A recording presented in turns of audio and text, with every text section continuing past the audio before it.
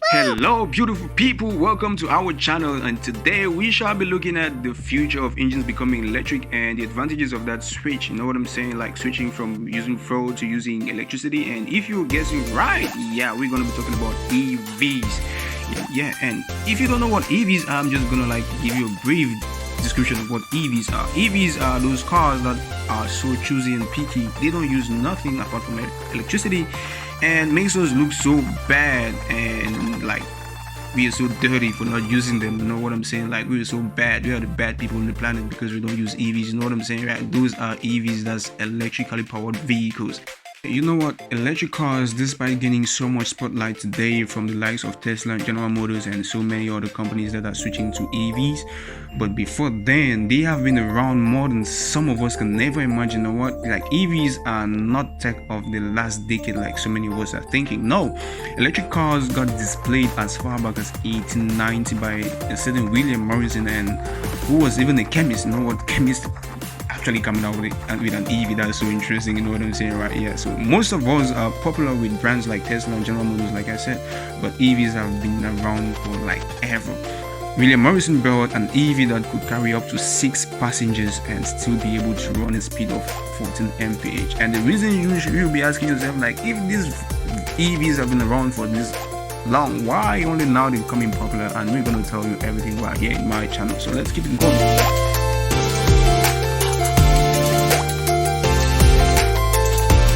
Yeah, we can keep surfing the pages of history and we're only just gonna prove that EVs has been around for quite a long time. You know what I'm saying, right? Yeah, so before Morrison and his 6 passengers EV was even recorded in 1890, there was a Scottish Robert Anderson who also did build motorized carriages with a non-rechargeable battery during the mid-1830s. And so too there was another Robert Davidson who built electric locomotive in 1837, and in 1841 he built a better version of what he did in 1837 that got rail workers or rail business people so scared, like stakeholders in rail business so scared that they had to put him out of business because his engine was going to conquer the locomotive system, and of course they had to destroy his equipment and send him out of business.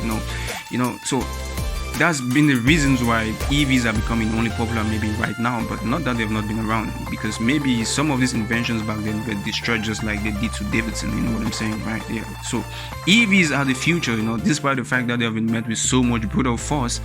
So too they are still becoming much more popular, and they are said to be the cars of the future. Like there's a saying, if no matter how you keep a banana, if you want to get ripe, it's still gonna get ripe. Like that's it.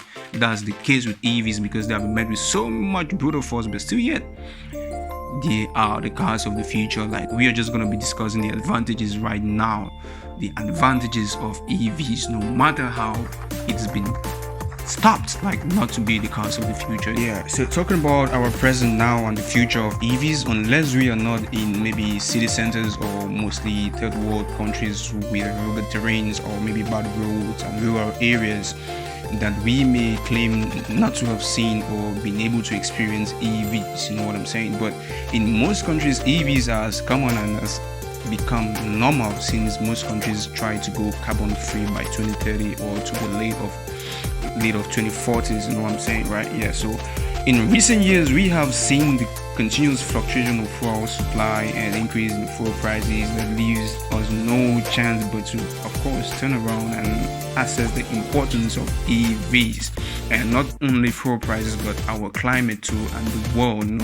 Like the planet is dying, you know what I'm saying? Like, so we have to energize and develop and rebuild the planet. So this is the reasons why we have to start looking at what the advantages of EVs right here. And of course there's no other advantage than point number 1, which is going to be the environment. Environment, apart from building of lithium batteries that are being used by EVs and the disposal of those batteries if they get bad, which causes or poses some sort of pollution. But that doesn't mean EVs are not cars for the future or the advantages. Okay, so because the advantages are so enormous, like EVs do have a greater impact in the environment as it has a 0 carbon emission rate. You know what I'm saying? And this actually improve air quality in metropolitan cities and of course building our globe. You know what I'm saying? Yeah, so just substituting one EV on the road will save us as much damage in an average of at least 1.5 million grams of carbon dioxide. Man, 1.5 million grams of carbon dioxide means the air is going to be, of course, much more cleaner. And of course, if we have cleaner air, we're going to have less sickness and, of course, fall in death rates, because there's going to be a fall in premature death. Okay, yeah, so that's it. Point number one is very important because we're talking about the environment, but we shall also go ahead to assess other advantages of EVs, like lower running costs. On average, it is very cost friendly to drive in short distances compared to fuel cars. You know, like you can spend as much as maybe $2 or less to drive over 100 miles. That's like, let's say, 160 kilometers, compared to that same distance with a car that uses gas that may cost you approximately maybe $15, or maybe just lesser than $15, and that's it. You get the point. So that takes us to point number three. Like, point number three can be better driving experience. You know what I'm saying? Like, EVs are built with recent technology that gives them more responsive acceleration and braking systems that actually improves comfort and safety. You know, and yeah, that's it. And we can also look at maybe subsidization. That should be point number four, because most governments in most countries and in most cities try to turn to subsidize the purchase of EVs, as well as provide charging spots at home and within the city. This may go a long way to ease purchase and reduce cost of owning an EV. Should we look at other advantages? You have free parking. You know, like in some cities there are supermarkets and public spots that give free parking for EVs only, and if you own a full car, then you will have to pay some money for parking. You see this classicness that comes with an EV. That is gonna take us maybe to point number 6, which is sound pollution. Most EVs are really quiet thanks to advanced and recent technology and the fact that they are not running on fuel as compared to their counterparts running on fuel. You know, like most EVs are so quiet to the extent that some governments are requesting owners to install a acoustic vehicle alert system, that's AVAS, to produce some sort of sound in order to notify other road users or other street users of your presence. You know what I'm saying? Yeah. So that's point number 6, and that will take us maybe to point number 7. Yeah, which is fuel cars will be banned very soon. You know what I'm saying?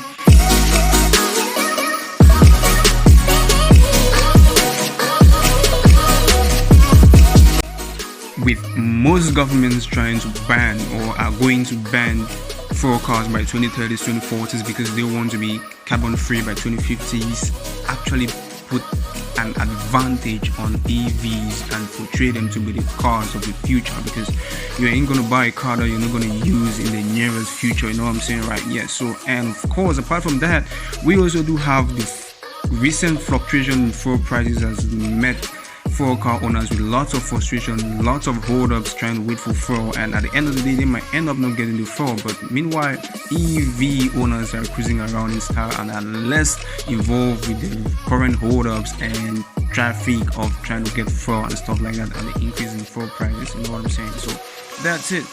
Yeah, so guys, those were some of the advantages I could actually put together concerning EV and the future. And if you do own an EV and you know there are some technical advantages that have been not mentioned here, you can be free to share them on the comment section. But first, make sure you like, share, and subscribe this video, okay?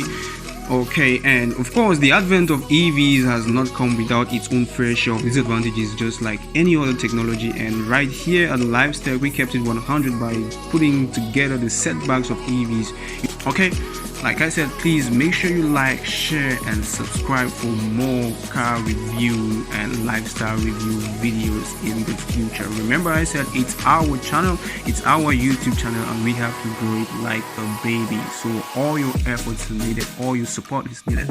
And why don't you just grow this so that in the future you're gonna be proud, like, oh yeah, Lifestyle is a YouTube channel today, one of the best YouTube channels today, because I actually did my job by giving all of what it was needed, the support it needed to become what it has become. So that's it for today, and until then, let's wait for another episode of Live Tech. So peace out.